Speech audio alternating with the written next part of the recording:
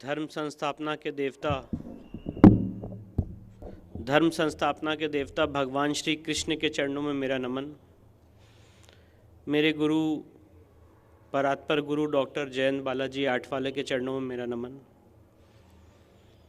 आज इस 36वीं डॉक्टर हेडगेवार व्याख्यान माला में जो आज मुझे अवसर दिया गया है यहाँ पे आके अपनी बात रखने का, इस बहुत ही महत्वपूर्ण विषय पे, मैं इसको अपने लिए एक अवसर भी मानता हूँ और अपने लिए एक गौरव भी मानता हूँ कि समिति ने मुझे इस योग्य समझा कि मैं आके यहाँ पे इन दोनों केसेस के बारे में आपके सामने अपने विचार रख सकूँ।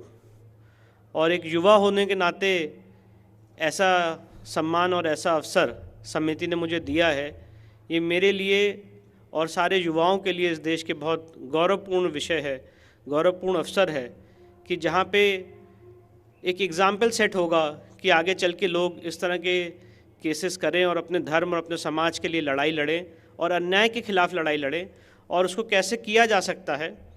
इन सारे विषयों पे आज मैं अपना आपके सामने विषय रखूँगा। पर अपने विषय को प्रारंभ करने से पहले मैं आपके सामने कुछ चीज़ें साझा करना चाहता हूँ। आज जो आपके सामने एक ये 35 साल का युवा खड़ा है, ये आप इसको ऐसे मान के चलिए कि ये आपसे कोई एक 35 साल का युवा बात नहीं कर रहा है, एक 70 साल का एक्सपीरियंस व्यक्ति बात कर रहा है। क्योंकि जितनी भी ये लड़ाई मैं लड़ रहा हूँ या हम लोग कर रहे हैं, इन सब के पीछे मूल बिंदु, और मैं ये बात इसलिए नहीं कह रहा हूँ कि वो मेरे पिताजी हैं, इन सब के पीछे मूल बिंदु मेरे फादर, मेरे पिताजी माननीय हरिशंकर जैन साहब हैं। ये उनका कमिटमेंट है, ये उनका संघर्ष है कि आज इस तरह की तपस्या, उनकी ये तपस्या है, इस तरह की तपस्या, इस तरह का संघर्ष समाज में सामने आ पा रहा है। और जब ये लड़ाई शुरू होने वाली थी, ये सारे केसेस, एक युवा वकील के नाते राम जन्मभूमि का केस मेरे जीवन का सबसे पहला केस रहा इलाहाबाद हाई कोर्ट में 2010 में। सुप्रीम कोर्ट में जब मैं एडवोकेट ऑन रिकॉर्ड बना तो समय की एक ऐसी चक्र था कि एडवोकेट ऑन रिकॉर्ड बनने के बाद मेरा सबसे पहला वकालतनामा राम जन्मभूमि के केस में लगा। और ये मैं अपने आप को सौभाग्यशाली समझता हूँ कि भगवान राम की सेना में भगवान राम ने मुझे अवसर दिया उस लड़ाई को लड़ने का, जिसका इतिहास साक्षी है। और इन सब के पीछे मेरे पिताजी का बहुत बड़ा तपस्या, बहुत बड़ी संघर्ष रही और बहुत बड़ा कमिटमेंट रहा। क्योंकि आज ये जो हम लड़ाई लड़ रहे हैं, किसी भी लड़ाई को लड़ने से पहले ज़रूरी होता है कि आपके अंदर का कमिटमेंट, आपके अंदर का क्रांतिकारी, आपके अंदर का रेवोल्यूशनरी, उसके अंदर कितनी आग है, उसके अंदर कितनी तड़पन है, उसके अंदर कितनी तड़प है अपने समाज के लिए, अपने कौम के लिए, अपने देश के लिए, अपने विषयों के लिए काम करने की। और अगर वो तड़प है तभी आप अपने केसेस में, जो ये केसेस हम लड़ रहे हैं, उसमें सच्चाई से आप लड़ सकते हैं। केसेस जीते हारे, हमारा तर्क न्यायालय माने ना माने, ये तो ईश्वर के ऊपर है। पर उस तर्क में, उस तर्क को रखने से पहले जो पर्दे के पीछे की रिसर्च है, जो पर्दे के पीछे का कमिटमेंट है, वो कैसे आया, वो मैं आपके सामने आज वो स्टोरी साझा करना चाहता था। तो 1989 में जब मेरे पिताजी को, उससे पहले उन्होंने उनका वकालत में एनरोलमेंट 1976 का है, तो उससे पहले वो एक प्रोफेशनल वकील थे और प्रोफेशनल वकील के तौर पे भी काफ़ी अच्छे उन्होंने केसेस किए और काफ़ी सक्सेसफुल रहे। पर 1989 में जब राम मंदिर का केस इलाहाबाद हाई कोर्ट की लखनऊ खंडपीठ में ट्रांसफ़र होकर आया, पहले वो फैज़ाबाद की डिस्ट्रिक्ट न्यायालय में चल रहा था, डिस्ट्रिक्ट कोर्ट में, और 1989 में जब वो केस फैज़ाबाद की कोर्ट से लखनऊ हाई कोर्ट आया, तब उनको पहली बार अपॉर्चुनिटी मिली उस केस में अपनी बात रखने की, केस को समझने की और अपना पक्ष रखने की। तो उस समय एक वकील का सबसे बड़ा टेस्ट होता है, और ये बात मैं इसलिए कहना चाहता हूँ कि एक युवा वकील होने के नाते और एक वकील समाज से आने के नाते प्रोफेशनलिज्म क्या होता है और आपका धर्म क्या है, इसके बीच में जो डिस्टिंक्शन है वो सबसे पहले 1989 में मैंने अपने पिताजी से सीखा। और ये बात अब क्योंकि फ़ैसला हो चुका है, ये बात मुझे कहने में कोई शर्म नहीं है और ये सीक्रेट बात थी पर मैं आज आपके साथ साझा करना चाहता हूँ। जब वो एक सक्सेसफुल प्रोफेशनल वकील थे, उससे पहले जब 1989 में वो राम मंदिर के केस में वकालतनामा डालना चाहते थे, तो मुस्लिम साइड से उन्हें ऑफर हुआ था कि आप इस केस को मुस्लिम की तरफ से, वक्फ बोर्ड की तरफ से पैरवी करिए और जो भी आपका है वो सारी चीज़ें की जाएंगी। उस समय उन्होंने निर्णय लिया, उन्होंने अपने ज़मीर को नहीं बेचा और ये बात उन्होंने मुझे बताई कि विष्णु, मैं अगर चाहता तो मैं ये बात कह सकता था कि हाँ, मैं बाबरी मस्जिद के पक्ष में खड़ा हो जाता हूँ, मुझे फीस भी अच्छी मिलेगी, सारी चीज़ें भी होंगी और समाज को मैं ये जस्टिफाई कर सकता हूँ, ये कह सकता हूँ कि मैं एक वकील हूँ, मेरा धर्म है जो मुझे केस मिलेगा उसके लिए खड़ा होना। पर उन्होंने कहा कि नहीं, मेरा ज़मीर गवारा नहीं किया अपने आराध्य के खिलाफ कोर्ट में केस लड़ने के लिए, मेरा ज़मीर गवारा नहीं किया। और उसके बाद उन्होंने राम मंदिर के केस में लड़ाई लड़ी, 30 साल 32 साल पूरी लीगल टीम ने मिलकर लड़ाई लड़ी, उसका एक हिस्सा वो भी थे। इसके बाद 6 दिसंबर 1992 जब बाबरी मस्जिद का विध्वंस हुआ, तथाकथित बाबरी मस्जिद का विध्वंस हुआ, उसी दिन मेरी दादी जी की, उसी दिन उनका देहांत हो गया, स्वर्गवास हो गया। और मेरे पिताजी मेरे दादी जी से बहुत ज़्यादा कनेक्टेड थे, उनको हिंदुत्व, उनको समाज, देश, कौम के प्रति लड़ाई लड़ने की भावना उन्हीं से मिली थी, जैसे मुझे मेरे पिताजी से मिली। तो उनके लिए बहुत बड़ी क्षति थी। पर 13 दिन के बाद, 13वीं कंप्लीट करने के बाद, सिर मुंडाए हुए 20 दिसंबर 1992 को इलाहाबाद हाईकोर्ट की लखनऊ खंडपीठ में पहुंच गए याचिका लेके। और याचिका में क्या कहा कि भगवान राम के दर्शन करना हर हिंदू का जन्मसिद्ध अधिकार है। पहली बार ये डिबेट, ये बात उन्होंने न्यायालय के पटल पे रखी कि भगवान राम संवैधानिक पुरुष हैं, संविधान के ओरिजिनल पृष्ठों पे इंगित हैं और इसलिए भगवान राम के दर्शन नहीं रोके जा सकते। जस्टिस हरिनाथ तिलहरी की अध्यक्षता में सुनवाई हुई, स्पेशल कोर्ट बैठी, 10 दिन तक सुनवाई उन्होंने की। अकेले जाते थे, अकेले आते थे, क्योंकि पैसे से उतने संसाधन नहीं थे और चारों तरफ उस समय हाईकोर्ट में इतनी सिक्योरिटी नहीं होती थी, चारों तरफ मुस्लिम समाज के लोग घिरे रहते थे। उस समय एक वकील अपने आत्मबल के आधार पे कोर्ट में जाके लड़ा और उन्होंने 1 जनवरी 1993 को ऐतिहासिक फैसला लाया और इलाहाबाद हाईकोर्ट की लखनऊ खंडपीठ ने कहा कि भगवान राम संवैधानिक पुरुष है, इनके दर्शन नहीं रोके जा सकते हैं और दर्शन इमीडिएट खोले जाए। वो दिन है और आज का दिन है कि राम मंदिर के दर्शन हम लोग अनवरत करते चले आ रहे हैं।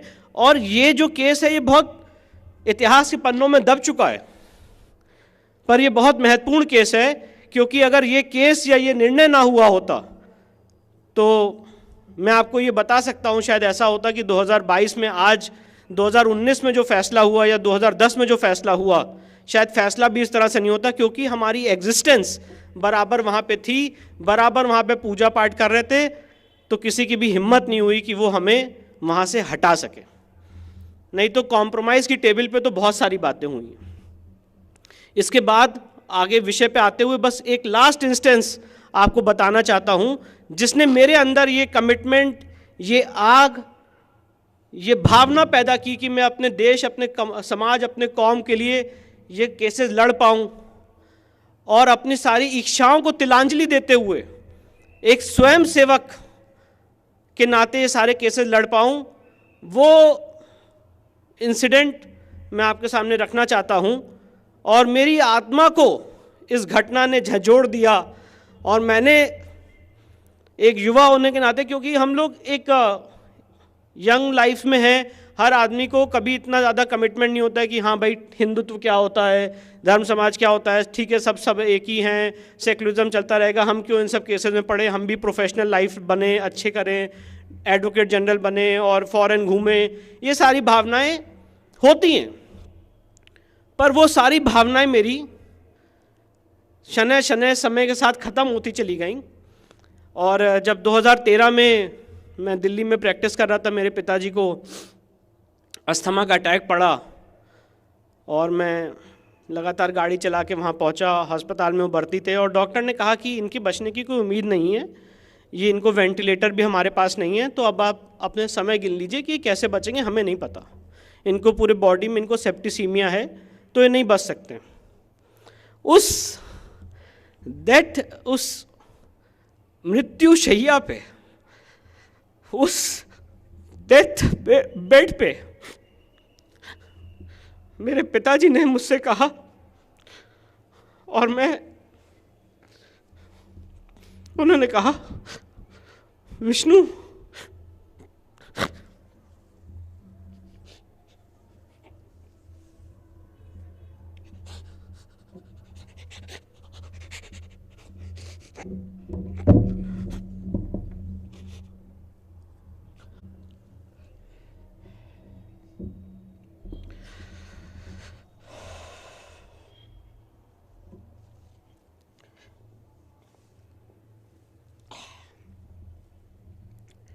उन्होंने कहा, विष्णु, टीले वाली मस्जिद के केस के नोटिस देना मत भूलना, समय सीमा चली जाएगी, केस डिसमिस हो जाएगा। मैं टूट गया।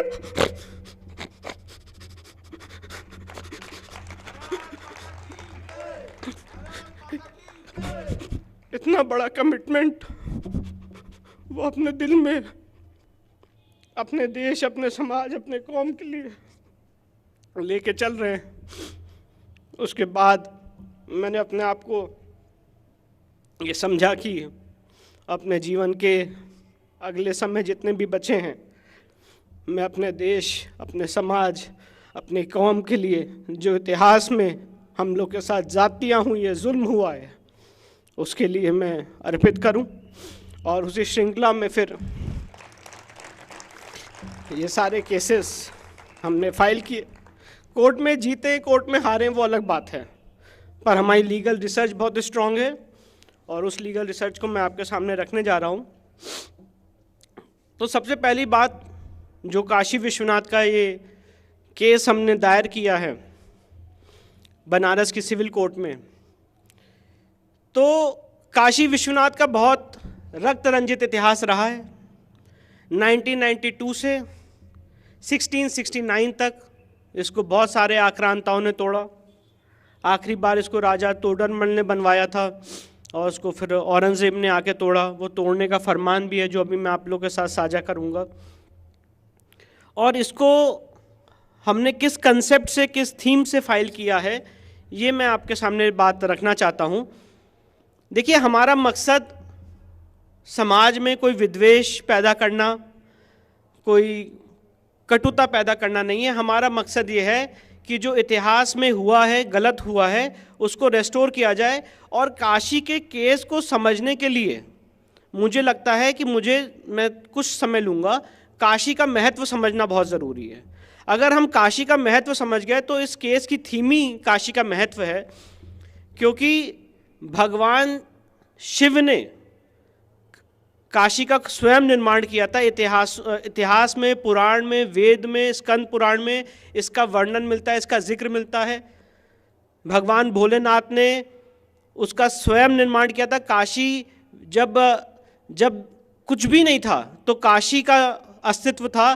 काशी सबसे पौराणिक नगरी मानी जाती है और इसीलिए उस एरिया को अविमुक्त एरिया कहते हैं, कि वो जो 5 कोस का एरिया है वो अविमुक्त एरिया है।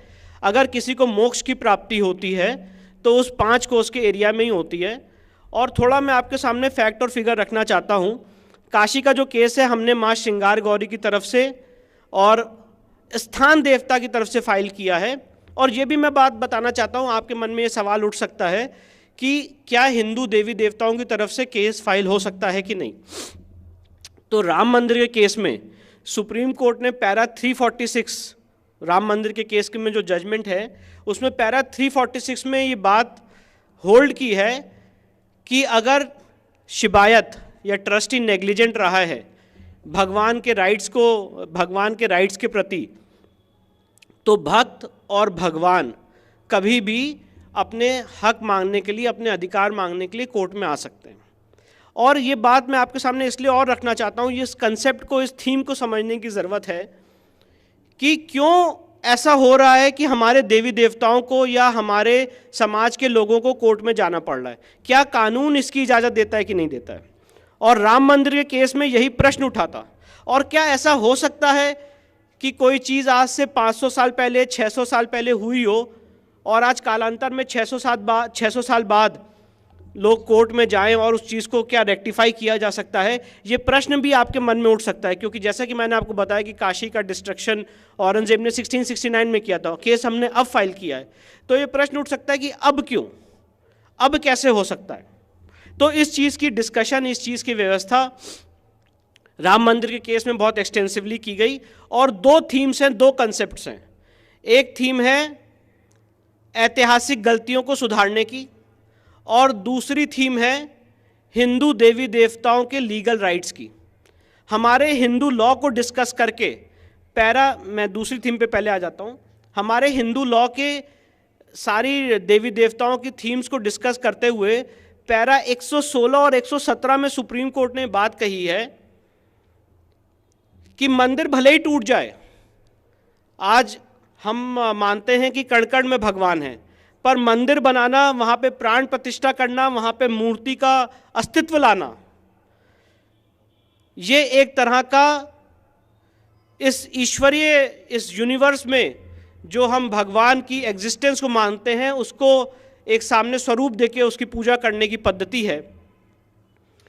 और सुप्रीम कोर्ट ने ये बड़ी अच्छी बात कही राम मंदिर के केस में, पैरा 116, 117 में, कि आज मैं विष्णु शंकर जैन अगर ये संकल्प लेता हूँ, या फॉर एग्जाम्पल समाज का कोई भी आदमी ये संकल्प लेता है कि वो इस मैदान में, और वो उसकी खुद की ज़मीन है, अपनी सेल्फ प्रॉपर्टी है, अगर वो यहाँ पे मंदिर बनाने का संकल्प लेता है, कालांतर में अगर ऐसा होता है कि वो मंदिर बाढ़ से या अर्थक्वेक से या कोई आक्रांता आके उसे तोड़ जाता है, तो जो मंदिर बनाने का संकल्प है वो अमर है, वो अमिट है। उस मंदिर बनाने के संकल्प को लीगल एंटिटी पैरा 116, पैरा 117 में सुप्रीम कोर्ट ने राम मंदिर के केस में माना है।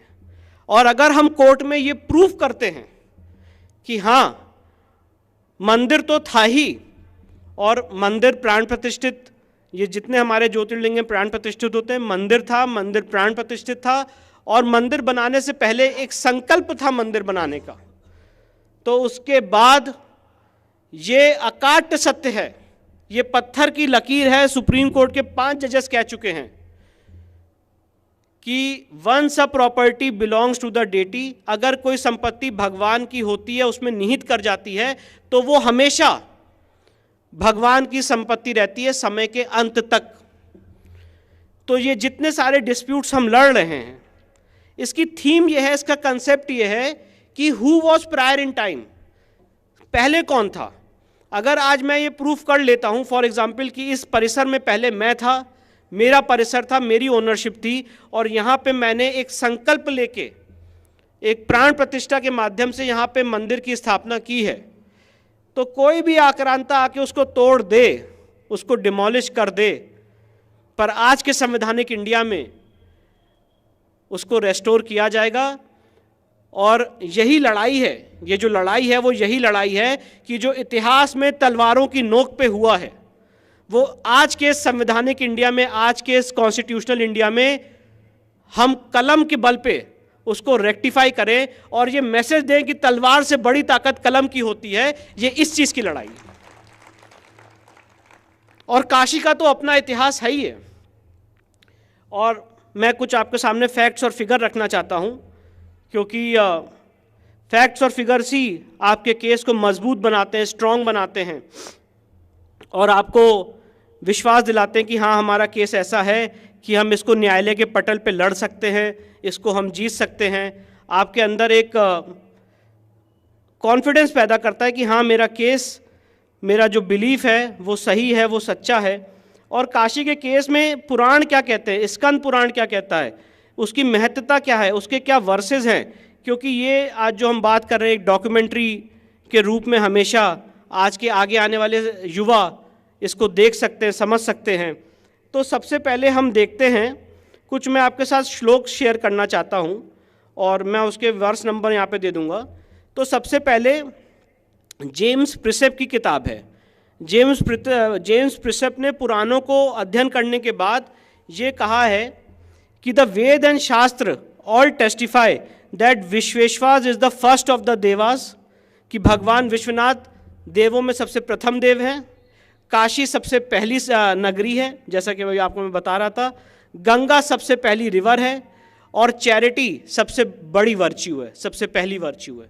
ये जेम्स प्रिसेप ने सारे पुराणों का अध्ययन करने के बाद ये किताब लिखी है।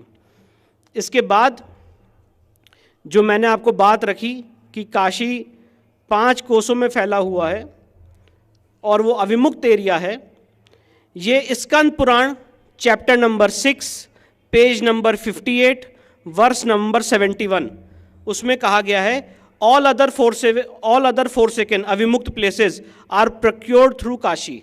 अगर किसी को जितने भी अविमुक्त एरिया हैं वो काशी से ही उसका द्वार जाता है। निर्वाणा मतलब salvation, moksha, to get rid from the nirvana is achieved only after getting Kashi. मुक्ति काशी में ही मिलती है।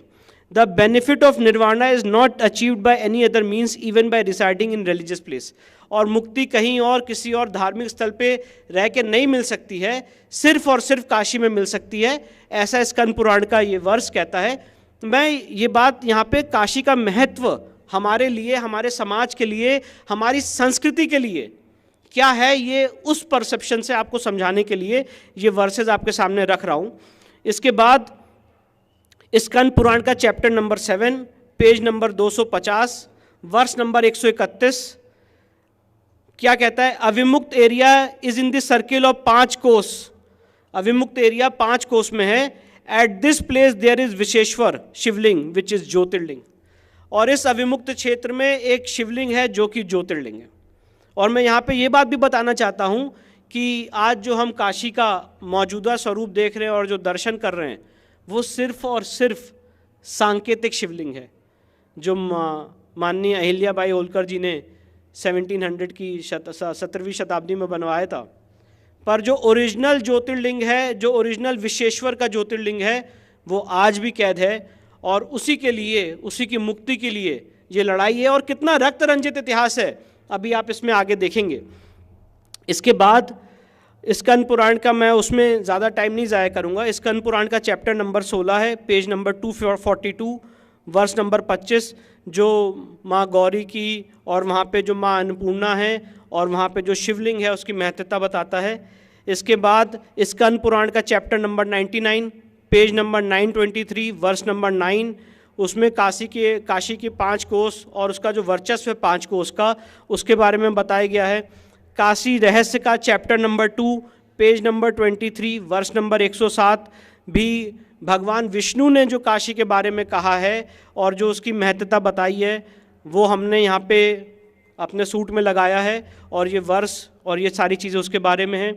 इसके बाद शिव महापुराण का चैप्टर 22 और 23 पेज नंबर 590 काशी और भगवान शिव और आदि विश्वेश्वर की ज्योतिर्लिंग के बारे में क्या महत्वता बताता है वो हमने लगाया है। ये सारी रिसर्च हमने की है काशी के केस को फाइल करने से पहले कि आपका वहाँ पे केस फाइल करने का महत्व क्या है, क्या रिलीजियस बिलीफ है, हमें अपना बिलीफ भी कोर्ट में प्रूफ करना पड़ेगा। तो इन सारे परसेप्शन से ये सारे वर्सेस हमने लगाए। बहुत सारे वर्सेस हैं, मैंने उदाहरण के तौर पे यहाँ पे आपको कुछ वर्सेस पढ़ के सुनाए। अब मैं आपको औरंगजेब का वो फरमान पढ़ के सुनाना चाहता हूँ और ये जो फरमान मैं आपको आज पढ़ के सुना रहा हूँ ये जॉन डॉसन और जेम्स प्रिसेप की किताब है हिस्ट्री ऑफ इंडिया। उसमें ये फरमान पर्शियन से इंग्लिश में इसका अनुवाद किया गया है। जैदुना सरकार ने भी इसका अनुवाद किया है और बहुत ईजिली अवेलेबल है। और ये फरमान क्या कहता है ये मैं आपके सामने साझा करना चाहता हूँ। 18 अप्रैल 1669 का फरमान है और ये क्या कहता है, और मैं इसका अनुवाद भी करूँगा, पर जो इंग्लिश में भावना है वो आप समझेंगे तो उस बात को कम्युनिकेशन में थोड़ी आसानी होगी, इसलिए माफ़ी करिएगा। मैं उसको इंग्लिश में पढ़ रहा हूँ पर मैं उसका अनुवाद भी बताता हूँ। 18 April 1669 it reached the year of his majesty the protector of the faith, बादशाह सलामत के कानों में पहुंचा कि इन द प्रोविंस ऑफ ताता, मुल्तान एंड बनारस, और ज़्यादातर की मतलब बनारस, ताता और मुल्तान के राज्यों में, और ज़्यादातर बनारस में फूलिश ब्राह्मण्स, बेवकूफ़ ब्राह्मण, एक उन्होंने आदत बना ली है अपनी फर्जी किताबों को बांटने की और लोगों में धर्म फैलाने की, and that of expounding frivolous books in their schools, and that the students and learners, मुसलमान as well as Hindus, और वहाँ के जो लोग हैं बनारस के, हिंदू और मुसलमान, वो सब वहाँ पे जा रहे हैं, इवन फ्रॉम लॉन्ग डिस्टेंसेस, दूर दूर से जा रहे हैं, led by a desire to become acquainted with their wicked sciences they taught, इस भावना से कि वो जो ये उल्टी सीधी चीज़ें सिखा रहे हैं वो उसको सीखें. The director of the faith consequently issued orders to all the governors of the province to infidels. जो बादशाह सलामत है उन्होंने आदेश दिया सारे लोगों को अपने राज्य में कि इन सारी प्रैक्टिसेस को जो ब्राह्मण लोग अपनी टीचिंग्स को फैला रहे हैं उसको रोक दिया जाए. The director of the faith consequently issued orders to governors and provinces to infidels and they were strictly enjoined to put an end to the teaching and practice of idolaters form of worship. और मूर्ति पूजा की ये जो पद्धति है उसको रोकने का इमीडिएट आदेश बादशाह सलामत ने दिया.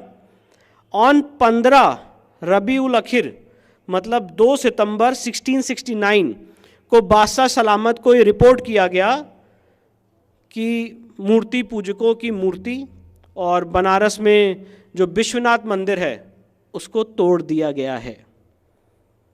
ये जो फरमान है ये विष्णु शंकर जैन द्वारा बनाया हुआ फरमान नहीं है.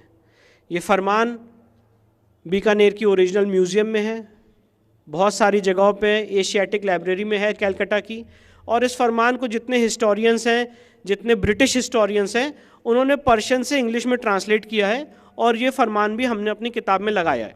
मैं आपके सामने ये सारी बातें इसलिए कर रहा हूँ कि अभी जो मैंने आपको एक लीगल प्रपोजिशन दिया, एक कंसेप्ट समझाया, और उस पैमाने पे फैक्चुअली हमारा केस कितना स्ट्रांग है कि क्या यहाँ पे कोई तोड़ने का सबूत है कि नहीं है, उस तोड़ने के सबूत को मैंने आपसे साझा किया है. और आगे बढ़ने से पहले एक बात और कहना चाहता हूँ, इस देश में और पूरे वर्ल्ड में कोई मुस्लिम हिस्टोरियन ये बात नहीं कह सकता है, और आप कभी आपसे बात हो तो आप उनसे कंफर्म करिएगा इस चीज़ को कि क्या मंदिर तोड़ के मस्जिद बनाई जा सकती है. आपको एक ही जवाब मिलेगा. सारे मुस्लिम हिस्टोरियन आपको एक ही बात कहेंगे या स्कॉलर्स एक ही बात कहेंगे कि कुरान में भी इस चीज़ की अनुमति नहीं है, इस चीज़ की इजाज़त नहीं है कि आप मंदिर को तोड़ के मस्जिद बना लें. अगर आपको मस्जिद बनानी है तो आपको एक साफ़ सुथरी प्रॉपर्टी पे, सेल्फ एक्वायर्ड प्रॉपर्टी पे उसको वफ़ डेडिकेट करके ही आप मस्जिद बना सकते हैं. और उनका भी यही थीम है कि अगर कोई संपत्ति वफ़ है, एक बार वफ़ की हो गई तो वो समय के अंत तक वफ़ की रहती है. तो इसीलिए कोई धर्म ये नहीं कह सकता है, कोई पंथ, कोई मज़हब ये नहीं कह सकता है कि दूसरे की संपत्ति को तोड़ के आप अपने धर्म के लिए या अपने रिलीजन के लिए आप अपना एक मस्जिद का सेटअप बना सकते हैं. और इसीलिए यहाँ पे हमने ये तोड़ने का प्रूफ लगाया है, क्योंकि राम मंदिर के केस में बहुत बड़ी डिबेट हुई थी. राजीव धवन ने नक्शे भी फाड़े थे और कोर्ट में सारी चीज़ें की थी और कहा था यहाँ पे तो तोड़ने का प्रूफ ही नहीं है, और उल्टा हिंदुओं को तालिबानी का दर्जा दे दिया था. वो एक अलग बात है कि हम लोग जानते हैं कि माननीय अटल जी ने बहुत अच्छी कविता रखी है, हिंदू तन मन हिंदू जीवन, रग रग हिंदू मेरा परिचय. हमने कब कभी किसी का जाके मंदिर तोड़ा, कब किसी को फोर्स किया कन्वर्ट करने के लिए, हमने कब किसी का रेप किया. पर आज हमें कोर्ट के पटल पे हिंदू तालिबानी शब्द कह के प्रयोग किया गया. वो एक अलग बात है, वो उनका अपना विचार है, वो रख सकते हैं. पर मैं आपको ये बताना चाहता हूँ कि काशी के केस में और मथुरा के केस में भी अभी जैसा मैं आपके सामने रखूँगा, डायरेक्ट प्रमाण है, फरमान है इसको तोड़ने का. और इसके बाद तोड़ने के बाद की घटना और निर्मम है, जो मुझे लगता है जब मैं ये केस की रिसर्च कर रहा था उसने मेरी आत्मा को झंझोड़ दिया कि तोड़ने के बाद भी हमारे समाज ने कैसे रिएक्ट किया. एक हमारे धर्म, हमारे आस्था, हमारे केंद्र को जब तोड़ दिया जाता है, उसके बाद इस सहिष्णु समाज ने, हमारे लोगों ने, हमारे पुरखों ने इतने बड़े अत्याचार को कैसे झेला. ये सबसे बड़ा ये चीज़ देखने वाली है। और इसीलिए मैं कहता हूं कि सनातन कभी ख़त्म नहीं हो सकता है, चाहे कुछ भी हो जाए। हमने इतने आक्रमण झेले हैं, इतनी त्रासदी झेली है, पर सनातन को कभी कोई क्यों नहीं ख़त्म कर पाया? उसका कारण यही है कि हमने कभी किसी के ऊपर या कभी किसी को ये नहीं माना कि हमारा सोचना या हमारा बिलीफ आपके बिलीफ से सर्वोच्च है। और प्रॉब्लम और टसल की और डिस्प्यूट की जड़ी यही है, जब एक वर्ग, एक समाज ये सोचे कि उनकी जो पद्धति है, पूजा पद्धति, वही सर्वोच्च है, और उसको अगर दूसरे समाज के ऊपर थोपने की कोशिश करे तो वहाँ पे डिस्प्यूट खड़ा होता है। और इसीलिए धर्म और रिलीजन की परिभाषा अलग अलग है। अगर आप ऑक्सफोर्ड डिक्शनरी उठा के देखेंगे तो धर्म की परिभाषा अलग है और रिलीजन की परिभाषा अलग है। जिसका आने का पता हो और जिसका जाने का पता हो वो रिलीजन है, जिसका आने का पता नहीं है और जिसका जाने का पता नहीं है वो धर्म है। और इस पे क्या कोई कभी बता सकता है कि भगवान शिव ने कब आए, कैसे आए, क्या ह्यूमन फॉर्म में आए, क्या भगवान विष्णु कैसे आए या भगवान ब्रह्मा कैसे आए? वो तो शाश्वत हैं, किसी को पता ही नहीं है कि वो उनकी उत्पत्ति कब हुई। तो ये सबसे बड़ा थीम है, ये सबसे बड़ा कंसेप्ट है धर्म का। और ये बात जो मैंने आपके सामने रखी तोड़ने की और हिंदू समाज के बारे में, ये पांडुरंग वमन काणे, पीवी काणे ने अपनी किताब धर्मशास्त्र में जो 7 वॉल्यूम में लिखी गई है, उन्होंने भी ये सारी बातें लिखी। अब इसके बाद मैं आगे आता हूँ कि मंदिर को तोड़ने के बाद काशी विश्वनाथ के, उसके बाद हमारे समाज ने कैसे रिएक्ट किया। तो डॉक्टर A.S. अल्टेकर हैं, इन्होंने एक बड़ी निर्मम और बड़ी इम्पॉर्टेंट घटना लिखी है। उन्होंने कहा मंदिर तोड़ने के बाद भी हिंदू समाज के लोग उस काशी विश्वनाथ के प्लिंथ पे जाके पूजा करते रहे और ये मानते रहे कि यहीं पे हमारे भगवान हैं। मंदिर टूट जाने के बाद भी, विध्वंस हो जाने के बाद भी हिंदू समाज ने कभी उस जगह को छोड़ा नहीं। दूर से मस्जिद की चौखट से कैसे भी झांक के ये मानते रहे कि उस कुएं में आपने शायद हमारा शिवलिंग फेंक दिया है, और उस जगह पे अपनी आस्था बना के रखी। और उसके बाद ये बात जो मैं आपके सामने रख रहा हूँ, ये जेम्स प्रिसेप ने अपनी किताब में लिखी है, और डॉक्टर A.S. अल्टेकर ने अपनी किताब में लिखी है। ये प्रोफेसर थे, हेड ऑफ डिपार्टमेंट थे एंशिएंट हिस्ट्री और कल्चर के बनारस हिंदू यूनिवर्सिटी के। और इसके बाद जो सबसे इम्पॉर्टेंट घटना है, 1809 में वर्णन ये मिलता है इतिहास में कि हिंदुओं ने काशी को वापस कैप्चर कर लिया, और 1810 में ब्रिटिश सरकार का डिस्ट्रिक्ट मजिस्ट्रेट वॉटसन, उसने चिट्ठी लिखी है कि काशी वापस हिंदुओं को सौंप दिया जाए। ये 1810 की चिट्ठी है, ये भी हमने इसका भी वर्णन किया है, उल्लेख किया है अपने सूट में। इसके बाद एक घटना और है जो जेम्स प्रिसेप की किताब है टेम्पल ऑफ विश्वेश्वर, उसमें उन्होंने क्या लिखा है, डिमोलिशन के बाद, the Hindus worship the plinth of the mosque, जो अभी मैं आपको बता रहा था, as the plinth of old Kashi Vishwanath temple. पुरानी मंदिर की चौखट को समझ के हिंदू समाज के लोग मस्जिद की चौखट पे पूजा करते रहे। M.A. Tshering 1868 wrote that extensive remains of temple destroyed by Aurangzeb were still visible। M.A. Tshering ने लिखा है कि बहुत बड़ा मंदिर का स्ट्रक्चर और टूटा हुआ स्ट्रक्चर आज भी वहाँ पे विजिबल है उस तथाकथित मस्जिद में। A large portion of the western wall of the mask, और मस्जिद की वेस्टर्न साइड पे। He mentioned that the remnant structure also had Jain and Buddhist elements beside the Hindu ones। तो यहाँ पे ये एक वर्णन मिलता है। अब इसके बाद मैं एक आपके सामने काशी के केस में ही एक बहुत इंपॉर्टेंट बात रखना चाहता हूँ, उसके बाद मैं मथुरा के केस में बढ़ूँगा। सिविल सूट नंबर 62, ये 1936 में दीन मोहम्मद ने फाइल किया काशी के केस को लेके, और ये कहा कि ये पूरी जो जगह है ये वक्फ संपत्ति है। और वक्फ संपत्ति का भी क्या कॉन्सेप्ट है वो भी मैं आपके सामने कुछ देर में रखूँगा। उन्होंने कहा कि ये पूरी जगह जो है ये वक्फ संपत्ति है। और दीन मोहम्मद ने जो मुकदमा फाइल किया उसमें बड़ी मज़ेदार बात है, उसमें हिंदू समाज के किसी भी आदमी को पार्टी नहीं बनाया, उसमें सिर्फ और सिर्फ दीन मोहम्मद और ब्रिटिश सरकार आमने सामने थी।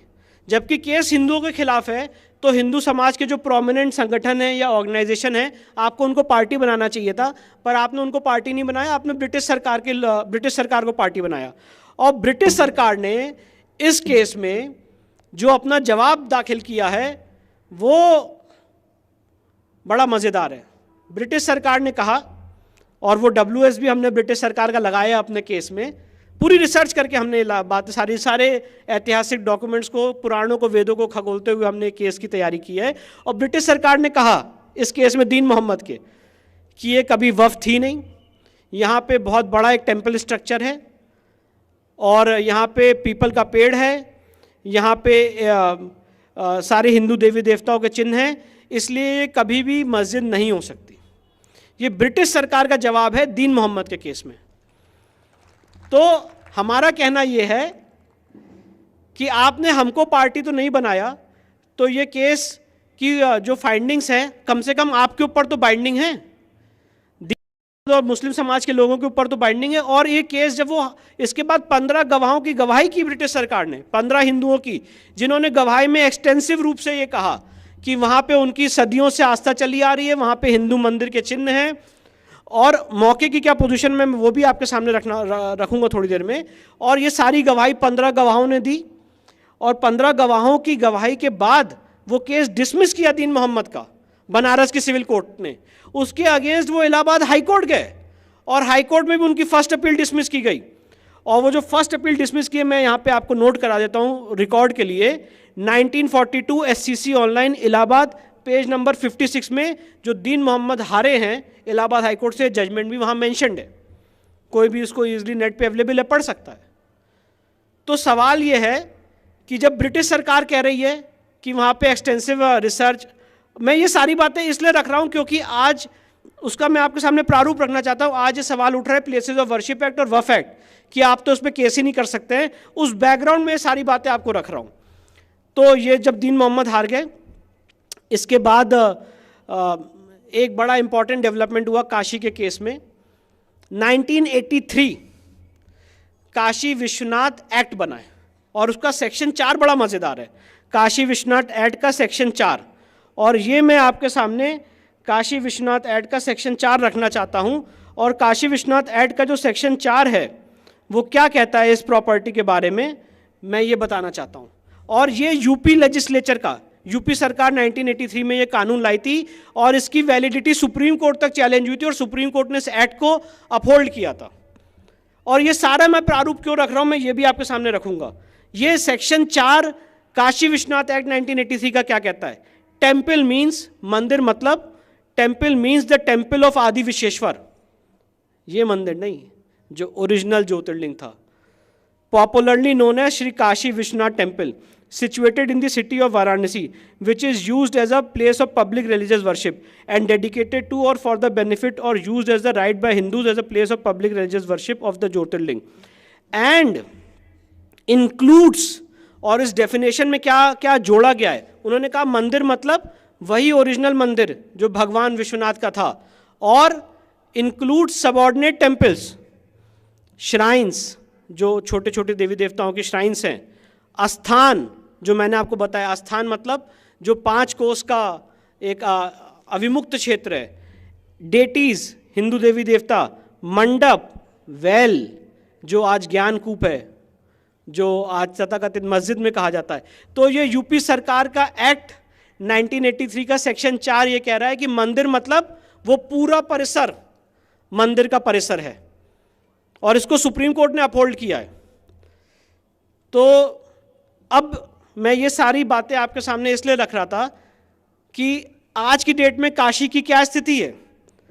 आज की डेट में काशी की स्थिति ये है कि नरसिम्हा राव की गवर्नमेंट, हम सब जानते हैं, प्लेसेस ऑफ वर्शिप एक्ट लेके आई 1991 में, और उसमें ये व्यवस्था बनाई गई कि 15 अगस्त 1947 को जिस धार्मिक स्थल की जो यथास्थिति थी वो वैसे ही रहेगी, और उसको रेस्टोर करने के लिए आप न्यायालय में कोई भी मुकदमा दायर नहीं कर सकते।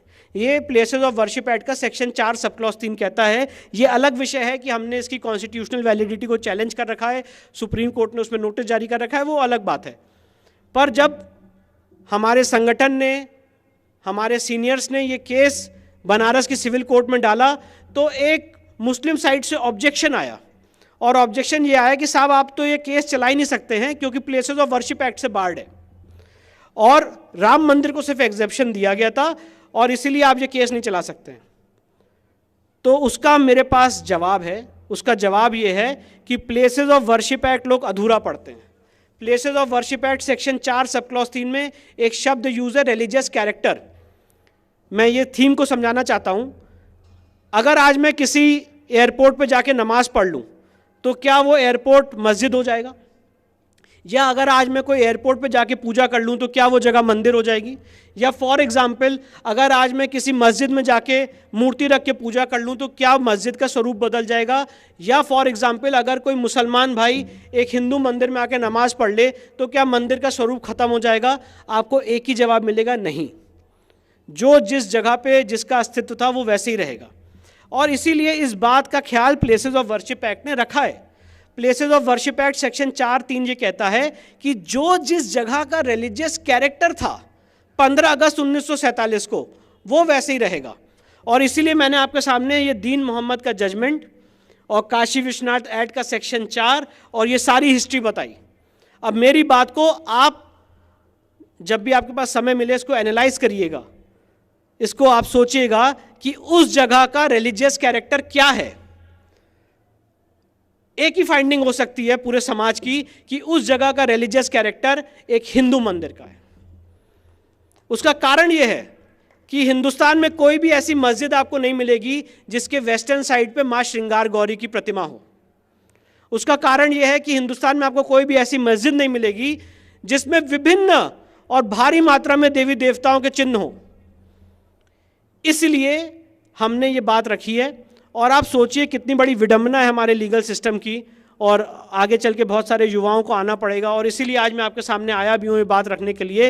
1992 में जो केस दायर हुआ, पिछले शायद 30 साल हो चुके हैं। 30 साल से मामला न्यायालय में इसीलिए पेंडिंग है और आज भी उसकी सुनवाई चल रही है इलाहाबाद हाईकोर्ट में कि प्लेसेस ऑफ वर्शिप एक्ट से केस बार्ड है कि नहीं है। इनिशियली जब केस दायर हुआ तो सिविल जज महोदय ने ये एक व्यू लिया कि नहीं, ये case places of worship act से नहीं चल सकता है। डिस्ट्रिक्ट जज बनारस साहब ने, डिस्ट्रिक्ट जज जो बनारस के, उन्होंने ये व्यू लिया जो बात मैं आपके सामने रख रहा हूँ कि नहीं भाई 15 अगस्त 1947 को उस जगह का क्या धार्मिक स्वरूप था वो तो तय होगा और वो एविडेंस के दौरान तय होगा। इसके बाद इलाहाबाद हाईकोर्ट में अपील पेंडिंग है और पिछले 30 साल हो चुके हैं और हम वेट कर रहे हैं कि पहले ये निर्णय हो जाए कि प्लेसेस ऑफ वर्शिप एक्ट से बार्ड है कि नहीं है। और इसके बाद भी वो लोग सुप्रीम कोर्ट आएंगे और सेकुलरिज्म के नाम पे बहुत बड़ा एक हम सब जानते हैं कि किस तरह से इस देश में ड्रामा किया जाएगा। तो मैं ये सारी बातें, ये सारे तथ्य आपके सामने इसलिए रख रहा था कि काशी के केस में आज हम कहाँ स्टैंड करते हैं और क्या सच में काशी का case places of worship act से बार्ड है कि नहीं है, ये बात मैं आपके सामने रखना चाहता था। प्लेसेस ऑफ वर्शिप एक्ट के बहुत पहलू हैं। मैं एक बात और रखना चाहता हूँ, प्लेसेस ऑफ वर्शिप एक्ट से राम मंदिर को क्यों छूट दी गई? क्योंकि आप और हम 1989 में जाग चुके थे अपने आराध्य के लिए, और इसलिए उस समय की सरकार ने उसको समझते हुए राम मंदिर को एग्जेम्पशन दिया। तो क्या आज हम मिल के कलेक्टिवली ये आवाज़ नहीं उठा सकते हैं कि काशी और मथुरा के लिए भी वो exemption places of worship act में दिया?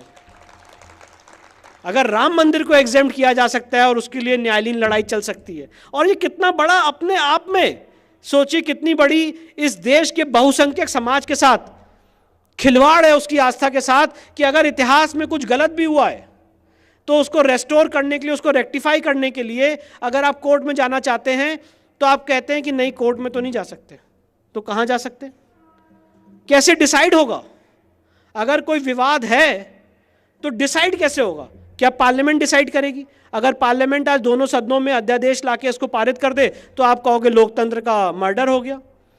और अगर कोर्ट में जाना चाहता है हिंदू समाज तो आप कहोगे नहीं, कोर्ट में नहीं जा सकते। और इसके अलहदा वक्फ एक्ट में आपने अपने लिए सारी व्यवस्था बना रखी है। आप किसी भी संपत्ति को वक्फ संपत्ति घोषित कर सकते हो। Let me tell you sir, Taj Mahal को विष्णु शंकर जैन ने तो बाद में क्लेम किया है, वक्फ बोर्ड ने 2005 में क्लेम करके उसको वक्फ संपत्ति घोषित कर दिया। इस समय archaeological survey of India appeal में है सुप्रीम कोर्ट में। और सुप्रीम कोर्ट उनसे वक्फ बोर्ड से पूछ रही कि बताइए भैया शाहजहां का वक्फ डीड कहाँ है, कब वक्फ किया था, वो जरा डॉक्यूमेंट दिखाइए। आज तक दिखा नहीं पा रहे, केस में कोर्ट में रोज एडजमेंट मांग रहे हैं। तो सवाल ये है कि आप देखिए कि कांग्रेस की सरकारों ने 2 कानून, और आज जो मेरा विषय है ये यही है, काशी और मथुरा, इतिहास और कानून के दर्पण में। तो जो 2 कानून इस समाज में सबसे पहले हम सबके सामने आ रहे हैं, और देखिए कितनी बड़ी इस देश के सेक्युलरिज्म की मजाक है कि आपने ये कह दिया कि हिंदू समाज के लोग राम मंदिर के अलावा किसी और फैसले के लिए आवाज नहीं उठा सकते, कोर्ट भी नहीं जा सकते, और दूसरी तरफ वक्फ एक्ट 1995 बना के उनको सारी व्यवस्था दे दी कि वो किसी भी संपत्ति को वक्फ संपत्ति घोषित कर सकते हैं, और घोषित करने के बाद अगर कोई उस आदमी उस घोषणा से एग्रीव्ड है तो वो वक्फ ट्राइब्यूनल जाए जहां पे उन्हीं के लोग बैठे होंगे, उसके बाद हाई कोर्ट जाए, उसके बाद सुप्रीम कोर्ट जाए। तो ये किस तरह का सेक्युलरिज्म है कि आपने हमारे कॉन्स्टिट्यूशनल डेमोक्रेसी में हमें न्यायालय के थ्रू अपनी लड़ाई लड़ने के लिए भी रोक दिया, और आप उसके अलावा सारी चीज़ों पे आप अपनी लड़ाई लड़ सकते हैं। और इस काशी के केस में भी वक्फ बोर्ड ये कह रहा है कि ये मामला सिविल कोर्ट में नहीं चलना चाहिए, ये वक्फ बोर्ड में चलना चाहिए। मतलब जिसने मेरा कत्ल किया मैं उसी के सामने जाके कहूँगा कि भैया मेरे केस का ज़रा फैसला कर दीजिए। ये तो वही बात हुई।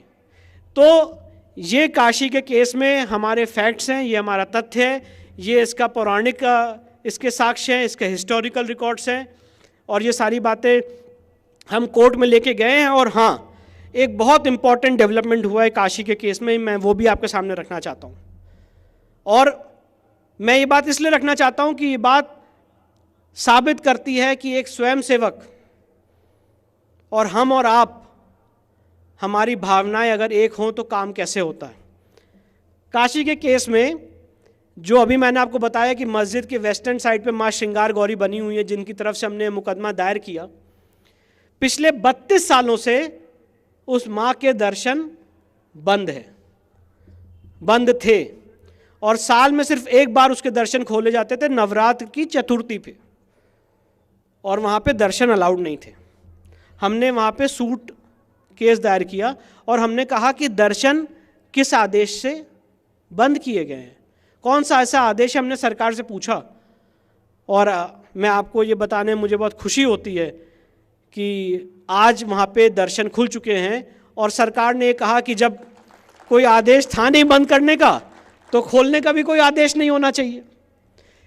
तो ना बंद करने का आदेश था, ना खोलने का आदेश है, पर आज हमारी आपकी कलेक्टिव भावनाएं हैं जिसकी वजह से ये काम हुआ है। और आज माँ श्रृंगार गौरी के मस्जिद के वेस्टर्न साइड पे दर्शन अनवरत चालू हैं, और मुझे पूरी उम्मीद है कि हम और आप साथ रहेंगे, आपका आशीर्वाद रहेगा, भगवान भोलेनाथ का आशीर्वाद रहेगा, तो काशी का केस भी 200% हम जीतेंगे। समय कितना लगता है ये तो मुझे नहीं पता, मेरे बाबूजी ने ये एक नींव रखी है, अब वो इस मामले में नींव के पत्थर बनेंगे कि वो अपने सामने सारी चीज़ें देख पाएंगे, तो समय के गर्भ में हैं। पर हाँ, उसकी फाउंडेशन, उसकी हमने सारी चीज़ें ले डाउन कर दी हैं, और मुझे उम्मीद है कि संघ के नेतृत्व में इस चीज़ को कुशलता से हम आगे ले जाएंगे। इसके बाद अपनी बात को मथुरा के केस पे लाते हुए, क्योंकि समय की अपनी मर्यादा है, मुझे लगता है मैंने ज़रा ज़्यादा ही समय ले लिया। मथुरा के केस में ऐसा ही रक्त रंजित इतिहास श्री कृष्ण जन्मभूमि का भी है, और 1618 से पहले भी 1712 के बाद जब मोहम्मद बिन कासिम का यहाँ पहला आक्रमण हुआ था सन 1712 में, उसके बाद मथुरा की मंदिर को बहुत बार तोड़ा गया, इसका इतिहास में वर्णन मिलता है। पर आखिरी बार मथुरा की मंदिर को राजा बीर सिंह बुंदेला ने 1618 में बनवाया था 33 लाख रुपए की कॉस्ट से, और इसको औरंगजेब ने, जैसे मैंने आपको फरमान पढ़ के सुनाया काशी के केस में, ऐसे ही औरंगजेब ने फरमान मथुरा के केस में भी जारी किया है, और वो फरमान भी जदुनाथ सरकार ने इसको ट्रांसलेट किया पर्शियन से हिस्ट्री में, और वो क्या कहता है वो भी मैं आपको यहाँ पे पढ़ के सुना देता हूँ, और उसके बाद अपनी बात एक काशी और मथुरा के संदर्भ में आपको, मथुरा के संदर्भ में आपको शॉर्ट में बताता हूँ।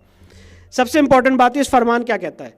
During this month of Ramzan 1080 January February 1670, the emperor, the reviver of the faith of the prophet, issued orders for demolition of Dehura of Keshav Rai in Mathura. बादशाह सलामत ने आदेश दिया कि मथुरा में जो केशव राय की मंदिर है उसको तोड़ दो। इन अ शॉर्ट टाइम, बहुत ही कम समय में इस मूर्ति पूजकों की भव्य इमारत और मजबूत इमारत को तोड़ दिया गया। दी आइडल्स, बड़ी और छोटी मूर्तियाँ आगरा की बेगम शाही मस्जिद की सीढ़ियों में लाके दबा दी गई कि जब वो नमाज पढ़ने जाए वो उस पर कुचलते हुए जाए। ये फरमान मेरा ड्राफ्टेड नहीं है, ये इतिहास में इसका वर्णन मिलता है और इसको हमने अपने केस के साथ फाइल किया है। और मैं ये भी नहीं कह रहा हूँ यहाँ पे आपके सामने कि जो मैं कह रहा हूँ वही सच है, ये मैं नहीं कह रहा हूँ। और इसीलिए हम कोर्ट गए हैं कि कोर्ट में ये सारे तथ्य एग्जामिन हो जाए।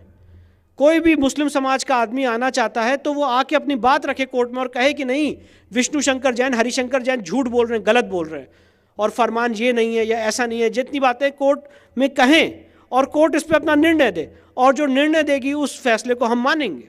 राम मंदिर के केस में भी हमने माना है और इन सारे केसेस में भी मानेंगे। पर कम से कम आप ये नहीं कह सकते कि इस बारे में बात ही ना हो, और इस बारे में अगर बात होगी तो इस देश के सेकुलरिज्म पे खतरा हो जाएगा। इस बात के प्रति मेरा विरोध है। इसके बाद जैसे कि मैंने आपको बताया कि 1618 में इसको राजा बीर सिंह बुंदेला ने बनवाया था, 1670 में इसे औरंगजेब ने तोड़ा। इसके बाद 1770 में इतिहास में वर्णन मिलता है कि वहाँ पे मराठा आए और मराठाओं ने वहाँ पे बैटल ऑफ गोवर्धन में उस जगह को वापस जीत लिया और सारी चीज़ों को वहाँ से खदेड़ दिया गया। इसके बाद 1803 में वहाँ पे ब्रिटिश सरकार आई। 1815 में वहाँ पे ईस्ट इंडिया कंपनी ने एक ऑक्शन किया इस मंदिर का, मथुरा का।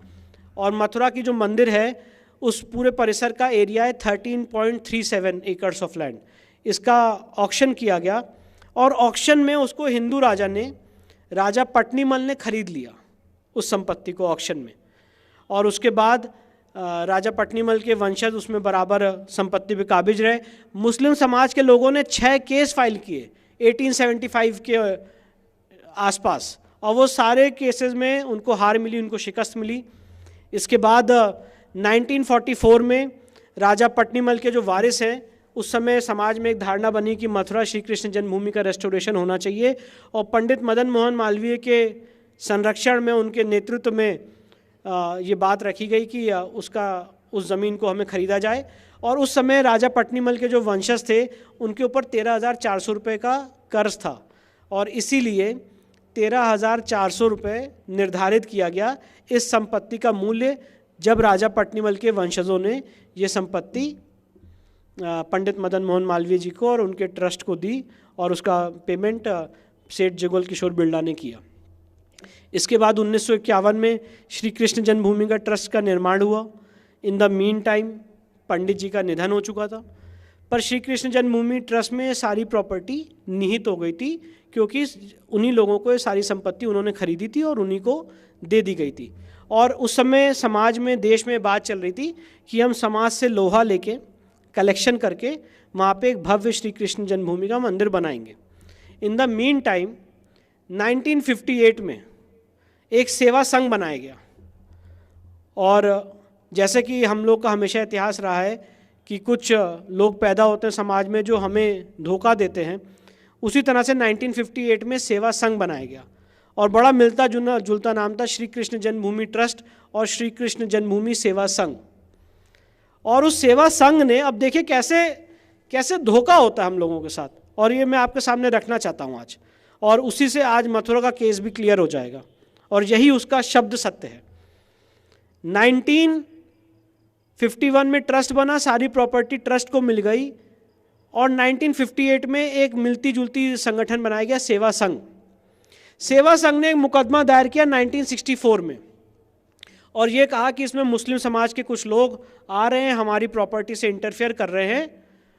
और 12 अक्टूबर 1968 को सेवा संघ ने मुस्लिम समाज के लोगों से कॉम्प्रोमाइज़ कर लिया और कहा कि ठीक है, जहाँ तक आप इस प्रॉपर्टी में आ चुके हैं आप रहिए, जहाँ तक हम हैं वहाँ पे हम रहें।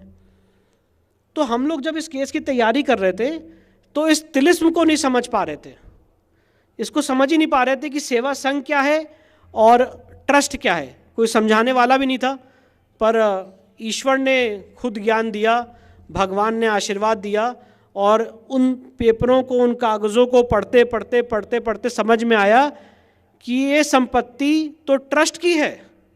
और ये सेवा संघ में द्वारका प्रसाद मिश्रा जो मध्य प्रदेश के चीफ मिनिस्टर रहे हैं, अनंत शय्यम अयंगार जो कांग्रेस के दिग्गज लीडर रहे हैं, और भी बहुत लोग जो कांग्रेस पार्टी से ताल्लुक़ रखते हैं, उन्होंने ये एक फर्जी दावा, दीवानी दावा दायर करके उस प्रॉपर्टी में कॉम्प्रोमाइज़ कर लिया, और आज वहाँ पे हमारे सामने ये समस्या खड़ी हो गई है।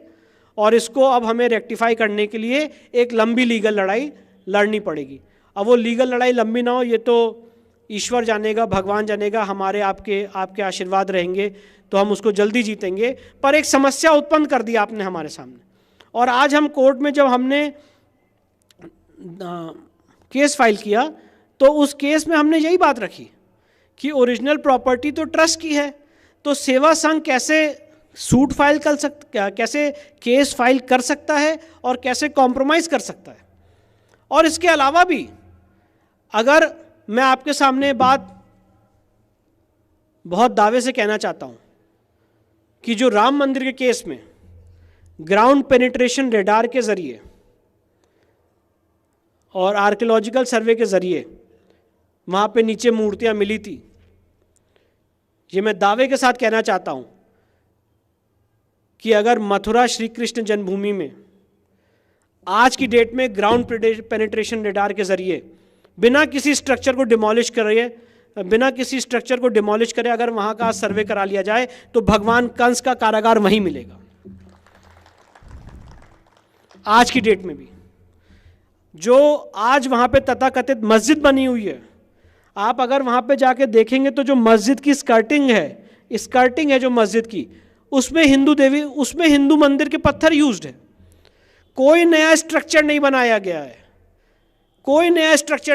है, उसी तथाकथित मस्जिद को तोड़ के वहाँ पे इस तथाकथित मंदिर को तोड़ के वहाँ पे इस मस्जिद का निर्माण किया गया है। और इसीलिए मैंने अभी आपको अपनी बात की शुरुआत में राम मंदिर के फैसले का हवाला दिया था कि अगर आप एक मंदिर को तोड़ के मस्जिद का निर्माण करते हो तो प्लेसेस ऑफ वर्शिप एक्ट आपके संरक्षण में कभी नहीं आ सकता है, क्योंकि उस प्लेस का रिलीजियस स्वरूप हमेशा हमेशा हिंदू मंदिर का रहेगा। अगर वक्फ कानून ये कहता है कि अगर एक बार संपत्ति अल्लाह की हो गई तो वो हमेशा तक अल्लाह की रहेगी, तो उसी तरह से हिंदू कानून भी यही कहता है कि अगर एक बार कोई संपत्ति भगवान की हो गई तो वो हमेशा भगवान की रहेगी। तो इसीलिए हमें कोर्ट में यही स्टैब्लिश करना है कि who was prior in time. हो जाए कार्बन डेटिंग कृष्ण जन्मभूमि की और पता चल जाएगा कि ये जो आपने पत्थर लगाए हैं कितने पुराने हैं। हो जाए carbon dating, ground penetration radar, archaeological सर्वे से काशी के केस का। और काशी के केस में वहाँ के न्यायालय की, वहाँ के सिविल जज साहब ने ऑर्डर भी किया है कि वहाँ के एएसआई सर्वे कराया जाए ग्राउंड पेनिट्रेशन रेडार के जरिए, बिना कोई स्ट्रक्चर को हानि पहुँचाए हुए। आप उसके अगेंस्ट हाई कोर्ट पहुँच गए। अगर आपके केस में सच्चाई है तो आप कहिए कि हाँ, हमने कोई मंदिर तोड़ के मस्जिद नहीं बनाई है, साफ सुथरी जगह पे मस्जिद बनाई है, हमने वक्फ क्रिएट की है। और हो जाए कार्बन डेटिंग, एएसआई सर्वे, ग्राउंड पेनिट्रेशन रेडार और उसके स्ट्रक्चर को एग्जामिन कर लिया जाए। मैं तो एक बहुत छोटी सी बात कहता हूँ और इस केस से जुड़ा हुआ हूँ, इसलिए बहुत अथॉरिटी से आपके सामने बात कहता हूँ। ये मेरे पिताजी की तपस्या थी कि अभी रिसेंट हमें काशी के केस में एक और बहुत बड़ी सक्सेस मिली है, और मुझे ऐसा लगता है कि वो एएसआई सर्वेक्षण से बड़ी सक्सेस है। कोर्ट ने काशी के केस में हमने एक अर्जी लगाई कि काशी का जो पूरा मस्जिद का परिसर है उसकी वीडियोग्राफी करा ली जाए। जैसे राम मंदिर के केस में विध्वंस से पहले वीडियोग्राफी कराई गई थी, और वो वीडियोग्राफी राम मंदिर के केस में जब फाइनल डिसीजन हुआ था उस समय प्ले भी की गई थी। वहाँ पे वरा देवी देवताओं की मूर्तियाँ थी, हनुमान जी की मूर्तियाँ थी, जो किसी मस्जिद में नहीं हो सकती हैं। इसी तरह से काशी में करा ली जाए। आपको मैं ये बताना चाहता हूँ, आपके साथ साझा करना चाहता हूँ, काशी के केस में आज भी वहाँ पे उस तथाकथित मस्जिद में एक तहखाना है, और उस तहखाने में भारी मात्रा में हिंदू देवी देवताओं के चिन्ह हैं और उस तहखाने की चाबी डिस्ट्रिक्ट मजिस्ट्रेट साहब के पास है। तो हमने न्यायालय में अर्जी लगाई। हमने न्यायालय में अर्जी ये लगाई है कि काशी विश्वनाथ के केस की वीडियोग्राफी करा ली जाए। हम नहीं जाएंगे, कोर्ट अपॉइंटेड एडवोकेट कमिश्नर जाए और उस पुलिस प्रोटेक्शन में जाए और उस पूरे परिसर की वीडियोग्राफी करे, उसको कैमरे में कैद करे, फोटोग्राफी करे और उस तहखाने को भी खोला जाए। आपके सामने ये मुझे साझा करने में खुशी होती है कि बनारस के सिविल जज साहब ने ये आदेश पारित किया है कि एडवोकेट कमिश्नर साहब जाएं अंडर फुल पुलिस प्रोटेक्शन और उस पूरे जगह की वीडियोग्राफी करें, उसकी फ़ोटोग्राफी करें और आगे आने वाले समय में देखेंगे कि उस तहखाने में क्या निकलता है, क्या प्रूफ निकलते हैं, उस एरिया का क्या स्वरूप है। और इस ऑर्डर के अगेंस्ट भी मुस्लिम समाज के लोग इलाहाबाद हाई कोर्ट गए। अभी 3 दिन पहले की न्यूज़ है, इलाहाबाद हाई कोर्ट से भी उनको शिकस्त मिली है और इलाहाबाद हाई कोर्ट ने कहा कि फोटोग्राफी होना, वीडियोग्राफी होने में आपको दिक्कत क्या है? अगर आप ये कह रहे हैं कि वहाँ पे कोई हिंदू देवी देवताओं के चिन्ह नहीं है और एक वर्ग ये कह रहा है कि वहाँ पे हिंदू देवी देवताओं के चिन्ह हैं, तो हो जाए फोटोग्राफी, इसमें आपको दिक्कत क्या है? और इसलिए उनका हाई कोर्ट से भी रिजेक्ट किया गया है। इसलिए जहाँ तक काशी और मथुरा का सवाल है, इतिहास के दर्पण से, कानून के दर्पण से और जो हमारी एविडेंसेस हैं, उन सारी एविडेंसेस के आधार पे हमारा केस बहुत स्ट्रांग है। बस एक चीज़ की ज़रूरत है कि आज हम और आप मिल जाएं, हमारी भावनाएं मिल जाएं, हमारा मातृ संगठन जिसकी गोद में हम लोग पले बड़े हैं वो इसमें हमें अपना मार्गदर्शन दे और एक तय सीमा के तहत, जैसे राम मंदिर के केस को इलाहाबाद हाई कोर्ट में ट्रांसफ़र किया गया था और 3 जजेस ने उसका ओरिजिनल ट्रायल किया था, तय समय सीमा के अंदर 6 महीने के अंदर आप एक समय सीमा बांध दीजिए, उसके अंदर इन दोनों केसेस का शीघ्र निर्णय किया जाए। जिस समाज के लोगों को जो बात रखनी है वो उसमें रखें और इसका शीघ्र निर्णय किया जाए। तो मैं आपके सामने आज ये बात कहना चाहता हूं कि मैं एज वकील 100% एश्योर्ड हूं कि ये दोनों केस हम जीतेंगे, ये दोनों केस हम जीतेंगे, क्योंकि हमारा केस बहुत मजबूत है। जितने तथ्य मैंने आपके सामने रखे और भी बहुत सारे इसके लीगल एस्पेक्ट्स हैं और इसीलिए ना प्लेसेस ऑफ वर्शिप एक्ट इसमें आड़े आ सकता है क्योंकि रिलीजियस कैरेक्टर मैंने आपके सामने डिफाइन किया, और इसीलिए ना वफ एक्ट इसके सामने आ सकता है क्योंकि वफ एक्ट भी अगर 2 समुदाय के बीच में लड़ाई है, आज अगर हिंदू समाज के और मुस्लिम समाज के बीच में लड़ाई है तो वो सिविल कोर्ट से डिसाइड हो सकता है, वो वफ बोर्ड से डिसाइड नहीं हो सकता है। इन्हीं सारी बातों के साथ आपने मुझे इतनी पेशेंटली सुना, इतना अवसर दिया कि मैं यहाँ पे आके अपनी बात रखूँ। आपका बहुत बहुत आभार, दिल की गहराइयों से बहुत बहुत नमस्कार।